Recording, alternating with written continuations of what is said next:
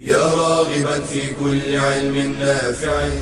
ينمو العلم ويتقدم بتقنياته ومجالاته، ومعه نطور أدواتنا في تقديم العلم الشرعي. أكاديمية زاد أكاديمية ينبوعها صاف ليروي غلة الظمآن، والسيرة العلياء عطرة الشدى طيب يفوح لأهل كل زمان. بشرى لنا زاد أكاديمية للعلم كالأزهار في البستان.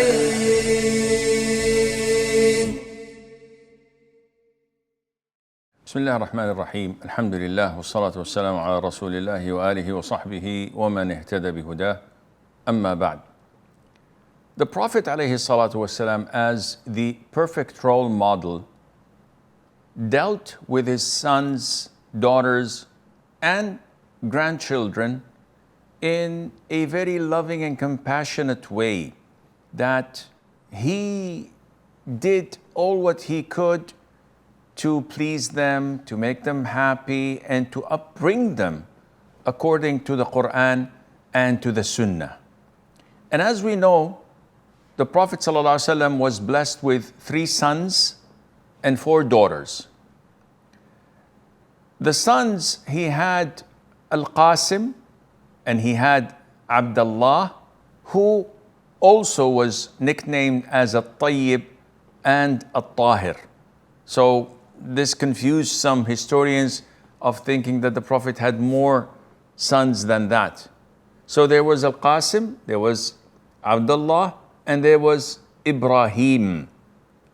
Of course, Al-Qasim and Abdullah and the 4 daughters of the Prophet ﷺ, which were Zainab, Ruqayyah, Kulthum, and Fatima, were from one mother, and that is Mother Khadija. May Allah be pleased with her. As for Ibrahim, the Prophet ﷺ was blessed with Ibrahim at a very late stage of his life from his concubine Maria the Coptic. Now, the Prophet ﷺ had these 4 daughters. The sons all died when they were young, and that is what caused the disbelievers to nickname the Prophet ﷺ falsely and call him as the one who does not have anyone to carry his legacy and name, Al-Abtar. And they were the ones who got lost and were forgotten, and nobody ever carried their names. But the Prophet ﷺ's name is repeated 5 times a day, every spot on earth, till the end of time, when his name is called with the adhan. So Zainab, his 4 daughters, Zainab was wedded to her cousin Abu al-As ibn Rabi'. And this is an indication that marrying cousins is totally permissible in Islam, and there's nothing wrong in it at all. So Zainab married her cousin, maternal cousin, Abu al-As ibn Rabi'. Ruqayyah, his second daughter, was married to Uthman ibn Affan, one of the 4 caliphs and one of the 10 heaven-bound companions, and one of the beloved companions to the Prophet ﷺ. And she stayed with him and migrated with him to Abyssinia, to later fall sick and die. Kulthum, the 3rd daughter of the Prophet ﷺ, married also Uthman after her sister died, and she spent some time with him and then died while being married to Uthman as well. And this is why he's known as Dhin Nurayn, the one with the 2 lights, because he was blessed to marry 2 of the Prophet ﷺ daughters, not only one like Ali. As for the fourth daughter of the Prophet ﷺ, Fatima, she of course was married to her cousin Ali ibn Abi Talib, may Allah be pleased with them. And the Prophet ﷺ used to love good names and award it, and used to change bad names into good names. Sufyan al-Thawri, may Allah have mercy on his soul, says, it is one of the parents' right, or actually, it's one of the parents' responsibilities. It is the right of the child that his father gives him a good name, that his father gets him married as soon as he reaches puberty, and that he raises him well. So the Prophet ﷺ, when he was blessed with Ibrahim, he called him on the day of his birth, and he said to the companions, tonight I was blessed with a son, and I called him with my father's name, Ibrahim. And this is also an indication that you don't have to wait to the seventh day, though this is part of the sunnah, but it is also permissible to call him even before he's born or after his birth immediately. And the Prophet ﷺ loved his daughters immensely. And he cascaded this love to his ummah, where he says, who's ever tested with daughters in his life and he's kind to them, there will be his protection and visor from hellfire on the day of judgment. And it is the responsibility of the father to choose good husbands to his daughters. And this is what the Prophet did, alayhi salatu wasalam. He chose Abu al-As ibn al-Rabi', Uthman ibn Affan, and Ali ibn Abi Talib, may Allah be pleased with them all.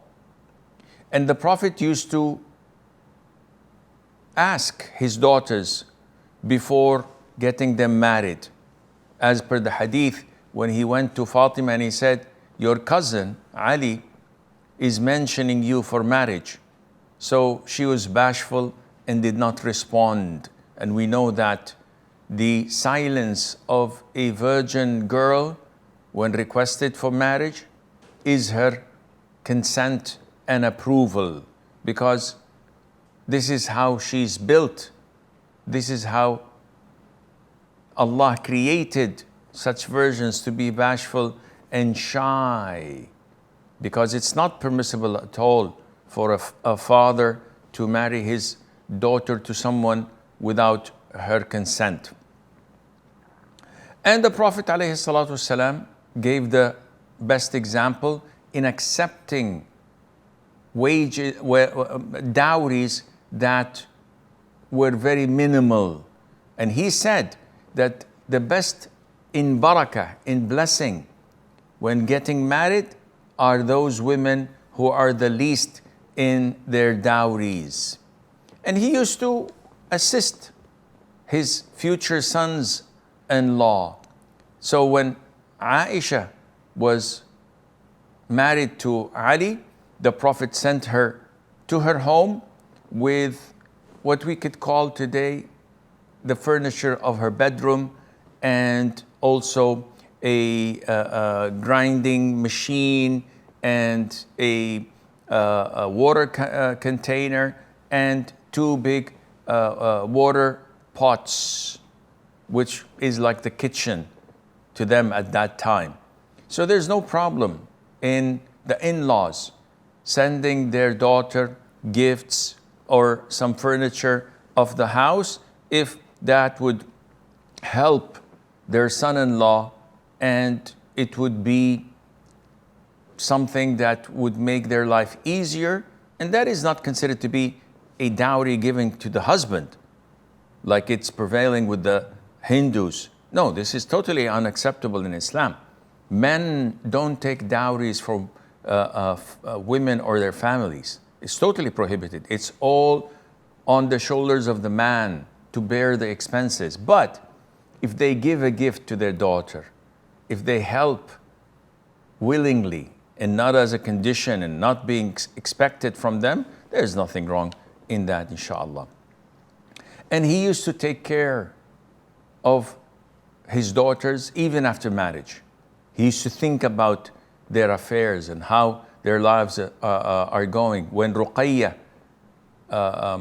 fell sick while married to Uthman, the Prophet ﷺ told him not to attend the battle of Badr, though he gave him a share of someone who participated and ordered him to stay with his daughter to nurse her and take care of her until she died. And even when they had some issues between them, which happens in every household, he would not intervene. He would not try to solve the problem if he was not consulted. One day he went to Fatima and he said, "Where is Ali?" She said, "He left and he was angry." So the Prophet did not ask, why was he angry? What did you do to him? Who was right and who was wrong? No, this is not something that the Prophet would put himself into. Rather, he asked where he was, and he found that Ali was in the masjid, sleeping, lying on his back on the floor, on the soil. So the Prophet went to him, alayhi salatu wasalam, and made him stand up and brushed and dusted his clothes from the dust and said, "Stand up, Aba Turab," the father of dust or soil. And Ali says, and that was the most beautiful nickname I honor and love more than my real nickname, Abul Hassan, because it was given to me by the Prophet ﷺ. So the Prophet did not reprimand Ali for making his daughter angry or leaving the house. He did not reprimand Fatima. This is something that's between them. What happens in Vegas stays in Vegas.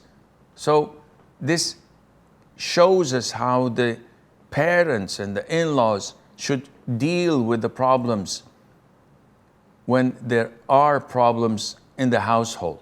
Don't put your nose in every single problem just to try and intervene, because this is not something that is beneficial for the marriage. And the Prophet ﷺ loved Fatima the most.